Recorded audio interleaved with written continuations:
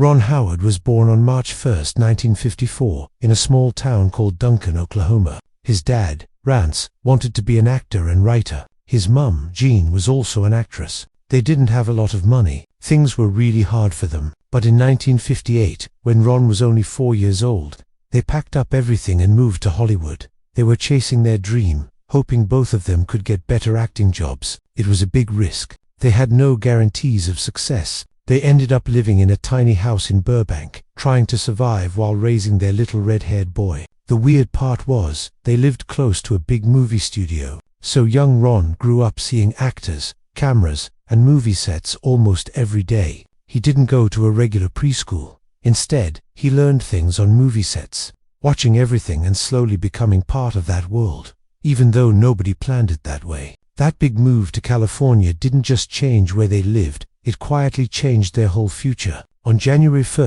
1956, when Ron was only 18 months old, he appeared in a movie called Frontier Woman. It wasn't planned at all. His father needed a baby for one quick scene and decided to use Ron. That tiny moment, just a baby crawling across a set, was the start of something huge. His parents were still struggling with money, especially because his dad had just left the Air Force. By July 15, 1956, Ron was even performing live in a theater play. But even as he appeared more and more, his parents didn't want him treated like other child stars. They refused to sign any long contracts until he turned 5. That decision almost destroyed them financially. In 1957, they were so broke that Rance thought about quitting acting and moving back to Oklahoma to become a farmer.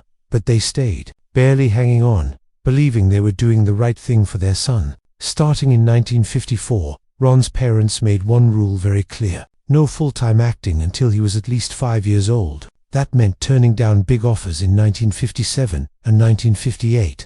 Even when they couldn't afford to pay rent, they had to pawn their stuff just to keep going. By the end of 1958, they were seriously thinking about leaving Hollywood, but they didn't. In 1959, Ron turned 5, and things slowly started to change. That year he was cast in a movie called The Journey, and for the first time, his name appeared in the credits. But it wasn't all happy. On set, other crew members made fun of his red hair and freckles. They called him mean names like freckle-faced freak. It broke his heart. His dad, who was also working on the set, got into an argument with one of the crew and almost lost his job. The job only paid $12,500, but it meant everything to them. That same year, his younger brother, Clint, was born on April 20th. Money was still really tight.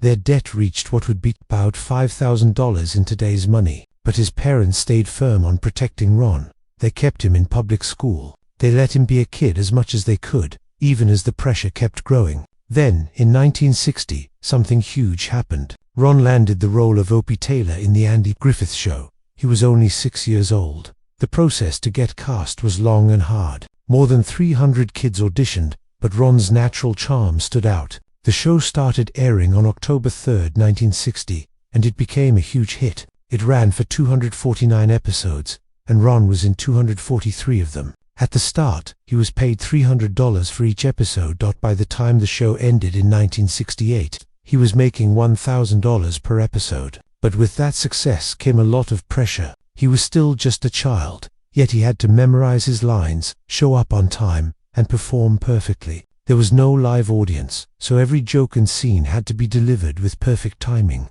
It wasn't easy, but he learned really fast. The show felt like it took place in a simpler, easier time, and Ron's character made people feel safe and warm. That's why viewers loved him so much. But behind the scenes, he was growing up fast. Ron and Andy Griffith, the star of the show, became very close. Andy was more than just someone he worked with. He acted like a mentor to Ron. He would explain scenes to Ron and tell him stories between takes. Their bond started when Ron was just 6, and it grew stronger over the years. But things weren't always calm and peaceful. Andy struggled with drinking problems, and sometimes Ron saw him get into angry arguments on set. It was scary for a young kid. In one case, Andy read a bad review out loud and became really upset in front of everyone. Despite all this, he was still kind to Ron, helping him with emotional scenes and treating him with respect. Years later, in 1997, Andy even visited Ron on a movie set in Queens. They didn't find out until after Andy died in 2012 that they were actually distant cousins. It was a shocking and sweet discovery that made their long friendship feel even more special. In 1962, during a scene on a lake, 8-year-old Ron nearly drowned. They were filming a fishing scene on a small boat when something went wrong. The boat tipped over and Ron fell into the water. Andy Griffith saw it happen and jumped in without thinking twice. He pulled Ron out of the water.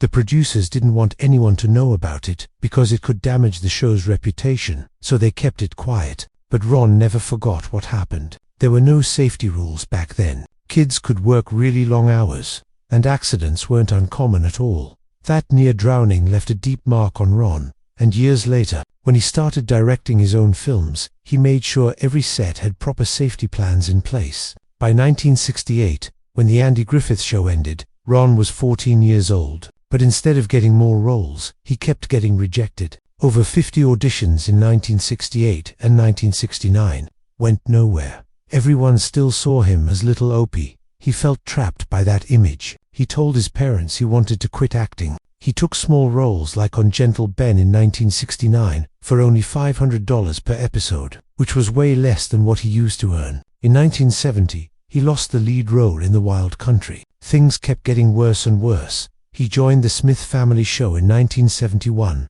earning $8,000 for 39 episodes. But the show flopped badly. All this rejection gave him anxiety, which he hid from other people. At the same time, he was playing basketball in high school, averaging 12 points per game. In 1972, he tried to live a normal teenage life, but inside he felt stuck. In 1973, things changed again. Ron was 19 years old and got cast in American Graffiti.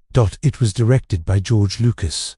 Filming started in June in California. On the outside it looked really exciting, but behind the scenes, things were rough. His co-stars Harrison Ford and Paul Le Mat bullied him badly. On July 15th, they threw beer bottles near his car and yelled at him to dance. Opie dance. They locked him in a trailer on July 20th, making him miss rehearsals. They even spiked his drinks with alcohol. All of this happened because he had been a child star, and they didn't respect that. Ron stayed quiet about it. He later called it his only moment of Opie shaming. Despite everything that happened, he made it through filming and earned $10,000. Years later, Ford apologized for his behavior, but the pain stuck with Ron for a long time. Back in 1970, Ron had met Cheryl Alley in high school. Their first date was on November 1st, and by December, a rumor spread around school that Cheryl was pregnant. They were only 16 years old. The gossip exploded everywhere. In January 1971,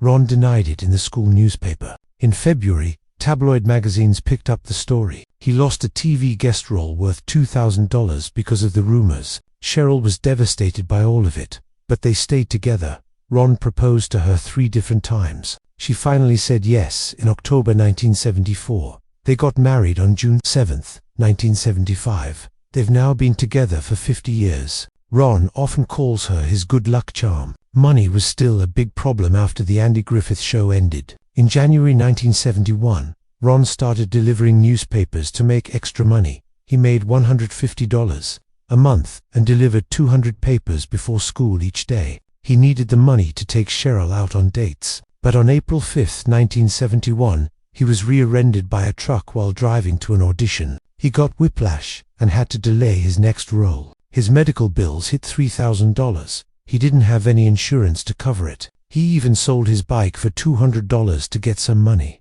The pain stayed with him for years and affected how he moved during later film scenes. Even after American Graffiti became a massive hit in 1973, Ron didn't make what he deserved from it. The film made $115 million in the US on a tiny budget of $777,000, but Ron only got a flat payment of $10,000 with no share of the profits. He asked George Lucas for just 1%, which would have been worth over $1 million. Lucas said no to his request. It hurt their friendship badly. Ron had to take a job on Happy Days in 1974 for $1,000 per episode just to have a steady income. That show helped his career again and eventually led him to directing. Back in January 1974, Ron Howard was only 19 when he started playing Richie Cunningham on a brand new TV show called Happy Days.